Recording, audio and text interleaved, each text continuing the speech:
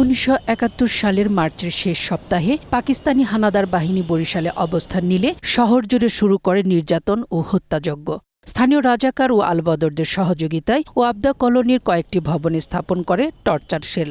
সেখানে মুক্তিকামী মানুষদের আটক রেখে চালানো হতো অমানবিক নির্যাতন, পাশাপাশি নারীদের উপর চালানো হতো পাশবিক নির্যাতন। 498 জন রাজাকার পাকিস্তানি মিলিশিয়া আমার কাছে আত্মসমর্পণ করে। 2 দিন আগে যারা অত্যাচার করেছে সাধারণ লোকেরা জুতা স্যান্ডেল তাদের গায়ে মারছে। 30 গোডাউন এলাকা এবং কীর্তনখোলা নদীর তীর পরিণত হয়েছিল লাশের স্তূপে। গভীর রাতে গুলির শব্দ শোনা যেত, আর ভোরের আলো ফুটতেই নদীতে ভাসতে দেখা যেত নিথর দেহ। এমন দৃশ্য প্রায় প্রতিদিনই চোখে পড়ত স্থানীয়দের। যেটাকে আমরা এখন টর্চার সেল নামে আখ্যায়িত করি, সেখানে অনেকের লাশ খালের পাড়ে লাশ পড়েছিল। অনেক মেয়েরা ছিল উলঙ্গ, তাদের পরনে কোনো কাপড় ছিল না।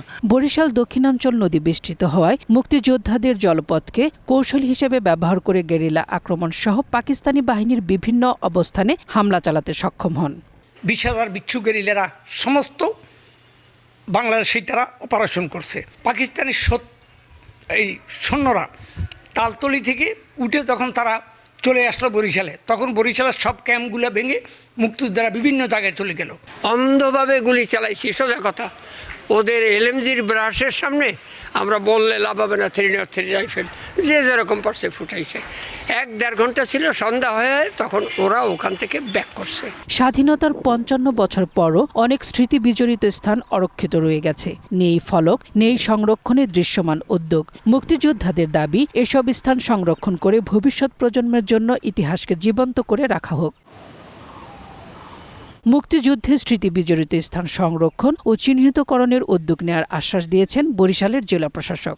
বরিশালে মুক্তিযুদ্ধের স্মৃতি বিজড়িত যে স্থানগুলি আছে সেগুলি আমরা চিহ্নিত করব এবং সেগুলি সংরক্ষণের জন্য প্রয়োজনীয় ব্যবস্থা গ্রহণ করছি।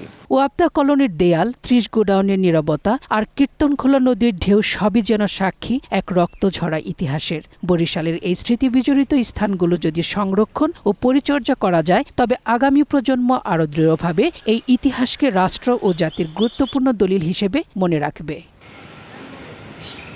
মোর্শেদা খান লিপি, গ্রিন নিউজ ডেস্ক।